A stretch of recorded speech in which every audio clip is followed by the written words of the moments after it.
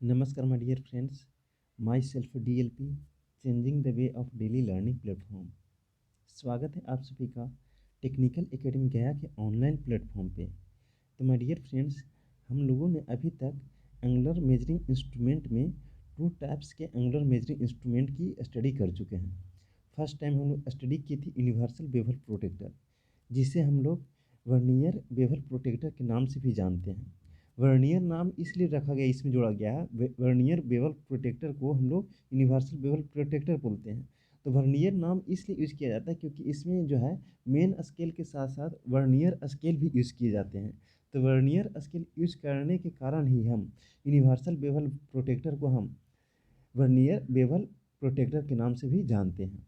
फिर उसके बाद हम लोग स्टडी किए थे साइन बार के बारे में। साइन बार भी एक प्रकार का क्या है, एंगुलर मेजरिंग इंस्ट्रूमेंट है। इसके द्वारा भी हम किसी सरफेस का इंक्लिनेशन निकाल सकते हैं। आज हम third types of measuring angular measuring instrument की बात करेंगे। वो है स्पिरिट लेवल, वो है आपका स्पिरिट लेवल। तो ये जो है आपका एक प्रकार का क्या है, एंगुलर मेजरिंग इंस्ट्रूमेंट है। इसके द्वारा भी हम small angle, flatness, straightness surface का फाइंड आउट कर सकते हैं। तो हम लोग देखते हैं इसमें क्या बोला जा रहा है। It is an instrument, spirit level जो है एक प्रकार का ऐसा इंस्ट्रूमेंट है विच इज जिसका यूज्ड टू, जिसका प्रयोग करते हैं किसमें, to check the inclination, straightness and flatness of the surface. यानी कहने का मतलब ये स्पिरिट लेवल जो है एक प्रकार का ऐसा इंस्ट्रूमेंट है जिसका प्रयोग हम लोग स्ट्रेटनेस, फ्लैटनेस और सरफेस के इंक्लिनेशन को चेक करने के लिए प्रयोग करते हैं। और measure small angle and measure small angle, और इसके साथ साथ हम लोग क्या करते हैं, स्मॉल एंगल को भी मेजर करते हैं। तो इस प्रकार के इंस्ट्रूमेंट आपको क्या कहलाते हैं, स्पिरिट लेवल कहलाते हैं। तो स्पिरिट लेवल क्यों नाम रखा गया, इसके पीछे क्या रीजन है। तो लेवल कहने का मतलब स्तर, और स्पिरिट कहने का मतलब इसमें जो है आपका ईथर एल्कोहल हम लोग क्या कर देते हैं, इसमें फिल कर देते हैं, लिक्विड सब्सटेंस फिल कर देते हैं। और लिक्विड सब्सटेंस जो है आपका ईथर एल्कोहल है, उसका स्तर ही आपका, उसका पोजीशन ही आपको बताएगा कि आपका सरफेस फ्लैट है या फिर नहीं है। तो जो भी इंस्ट्रूमेंट आपको ईथर एल्कोहल लिक्विड सब्सटेंस के यूज को हेल्प कर करके हम इंस्ट्रूमेंट बनाते हैं, जिससे हम लोग फ्लैटनेस और स्ट्रेटनेस और स्मॉल एंगल को मेजरमेंट करते हैं। तो इस प्रकार के इंस्ट्रूमेंट आपको क्या कहलाते हैं, स्पिरिट लेवल कहलाते हैं। अब इसका कंस्ट्रक्शन देखते हैं, कंस्ट्रक्शन किस प्रकार का होता है। तो इसका कंस्ट्रक्शन जो होता है आपको इस प्रकार से देखने को मिलता है। ये बहुत सिंपल मतलब इसका कंस्ट्रक्शन होता है। इसको जो है, इसमें जो है एक आपका ग्लास ट्यूब होते हैं। इसमें क्या होता है, एक ग्लास ट्यूब होता है जिसका सरफेस जो रहता है वो क्या होता है आपका कर्व, ये कॉन्वेक्स कॉन्वेक्स टाइप का रहता है, कॉन्वेक्स बैरल के टाइप का शेप का रहता है।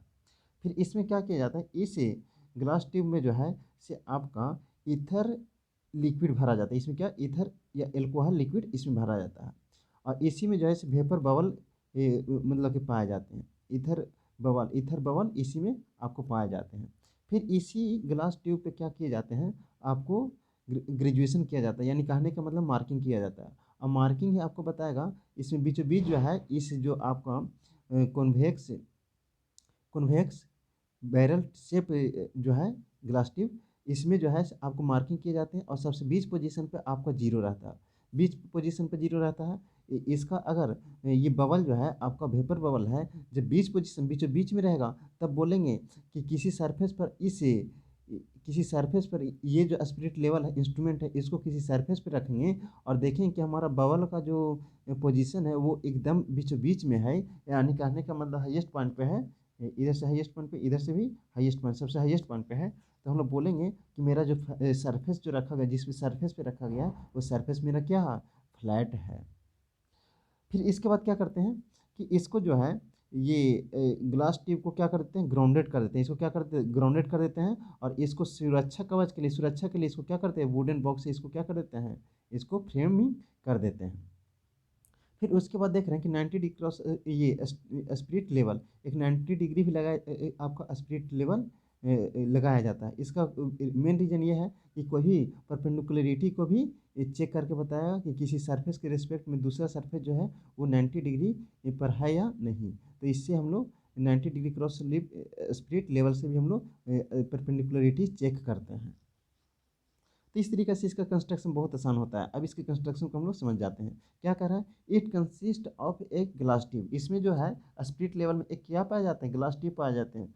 Whose surface are grounded is fixed in the frame as shown in figure. जिसका सरफेस जो रहता है वो ग्राउंड की ये फ्रेमिंग के ये फ्रेम के द्वारा क्या किया जाता है, उसको वुडन फ्रेम के द्वारा क्या कर दिया जाता है, ग्राउंडेड, यानी कहने का मतलब फिक्स कर दिया जाता है। फिर आगे कह रहा कि the inside surface of the glass tube is grounded to a convex barrel shape. और इसका जो सरफेस जो है वो ग्राउंडेड किया जाता है, उसका शेप कैसा रहता है, कन्वेक्स। देखिए कन्वेक्स उठा हुआ है ना, कन्वेक्स बैरल शेप का रहता है, जिसका रेडियस क्या रहता है, बहुत बड़ा रहता है। इसका रेडियस जो रहता है वो क्या रहता है, बहुत बड़ा। अब इस तरीके से स्टेट का भी एक प्रकार का सर्कल है जिसका रेडियस बहुत बड़ा है, इन्फिनाइट है, ठीक है। तो इस तरीके से इसमें जो है ग्राउंडेड किए जाते हैं।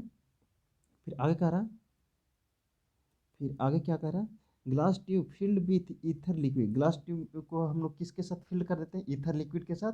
एज वेल है, साथ ही साथ इसमें क्या भरे रहते हैं, ईथर के बबल भी, जो वेपर बबल है वो ईथर बबल का ही काम करता है, ठीक है ना। ईथर बबल जो है वही वेपर बबल का काम करता है। तो इसमें ग्लास ट्यूब में क्या फिल किए जाते हैं, ईथर लिक्विड फिल किए जाते हैं, और फिर इसमें कुछ स्पेस छोड़ दिए जाते हैं। जो बबल रहता है किसका, वेपर बबल का रहता है, ईथर बबल का रहता है।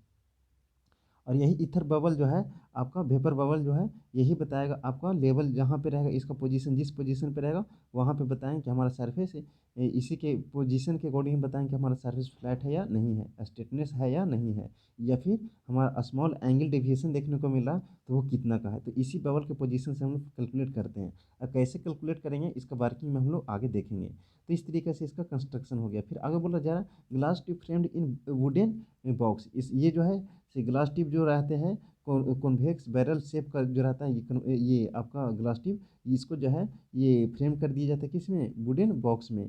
फिर आगे करा, the position of bubble in the tube will be always at the top most level. आपका जो बबल का पोजीशन अगर रहता है तो ये ग्लास ट्यूब के सबसे टॉप मोस्ट पोजीशन पर रहता है। इसका जो शेप रहता है वो हल्का जो रहता है ना, वो कन्वेक्स शेप का रहता है। किस प्रकार का रहता है, कन्वेक्स शेप का रहता है। तो यहाँ पे सेंटर से देखेंगे तो इसका रेडियस जो रहेगा वो क्या, बहुत ज़्यादा डिस्टेंस पे रहेगा, हाईएस्ट पॉइंट पे रहेगा। तो सबसे हाईएस्ट पॉइंट पे यहाँ पे होगा, ठीक है ना। तो हम लोग बोलेंगे कि जब आपका लिक्विड या फिर ईथर लिक्विड का पोजीशन जो है टॉप मोस्ट लेवल पे रहेगा, तो हम लोग बोलेंगे कि हमारा सरफेस क्या है, फ्लैट है। और इसी प्रिंसिपल पर हमारा क्या करता है, हमारा स्प्लिट लेवल वर्क करता है। तो इस प्रकार से इसका क्या हुआ, हमारा कंस्ट्रक्शन हुआ। अब हम लोग देखेंगे वर्किंग प्रिंसिपल, वर्किंग किस प्रकार से ये काम करता है। तो यहाँ पे बोला गया है इसका कौन से प्रिंसिपल पर वर्क करता है, the spirit level instrument works on the principle that vapour bubble has tendency to remain always at the highest point of the glass tube. ये स्पिरिट लेवल इंस्ट्रूमेंट जो है वो वर्क करता है इस प्रिंसिपल पर, कौन से प्रिंसिपल पर, कि जब ये ग्लास ट्यूब में जो आपका लिक्विड ईथर लिक्विड जो भरा हुआ है उसमें जो आपका वेपर बबल है उसका हमेशा टेंडेंसी रहेगा कि वो जो है ग्लास ट्यूब के हाईएस्ट पॉइंट पर जा कर के स्थिर हो। वेपर बबल का पोजीशन जो होना चाहिए हमेशा कहाँ जाने का टेंडेंसी रखेगा, ग्लास ट्यूब में हाईएस्ट पॉइंट पे।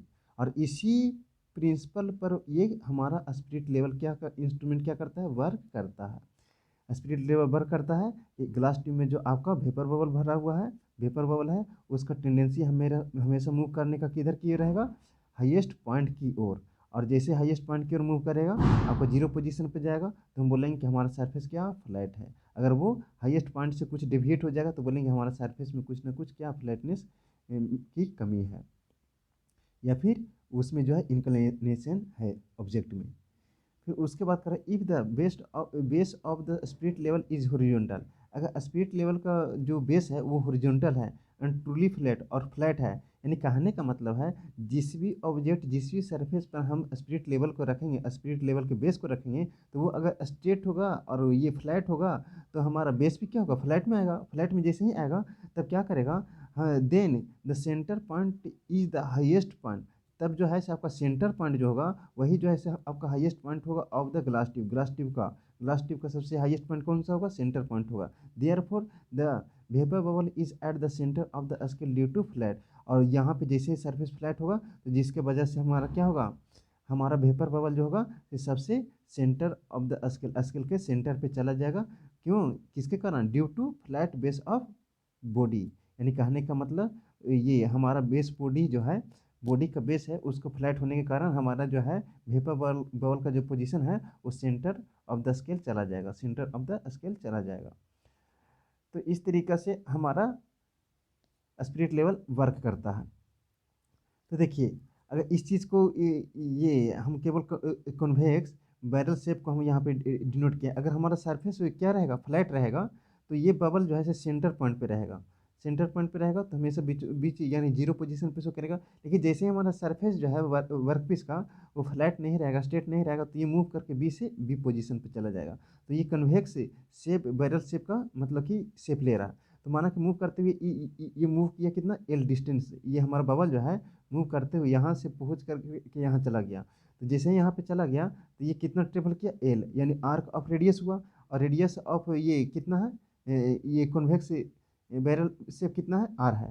जैसे ही आर है तो यहाँ पे देख रहे हैं कि tan थीटा पर, अब हम जानते हैं बेसिक हम लोग पढ़े हैं mathematics, tan theta equal to L by R होता है। चूँकि एल जो ये थीटा जो है इसे बहुत बहुत स्मॉल डिविएशन है, ये आपका फ्लैटनेस जो है वो थोड़ा सा मतलब कि इंक्लाइंड है, ठीक है ना।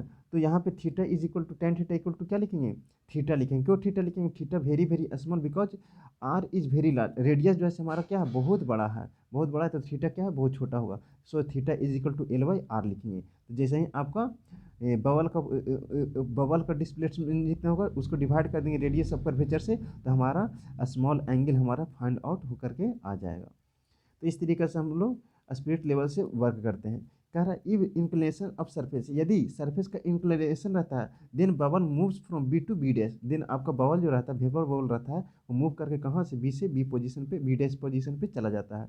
Hence we can calculate the small angle, और अतः हम लोग क्या कर सकते हैं, जैसे मूव करेगा तो हम लोग एल कैलकुलेट कर लें, रेडियस ऑफ कर्वेचर आपको दिया रहेगा कि स्पिरिट लेवल का रेडियस ऑफ कर्वेचर क्या है, तो एल बाई आर कर देंगे तो हमारा tan थीटा, और वही थीटा आपका एल बाई आर ही आपका क्या होगा, थीटा होगा। Theta is very very small होगा। तो इस तरीके से स्मॉल डिवीजन हम लोग फाइंड कैलकुलेट कर सकते हैं।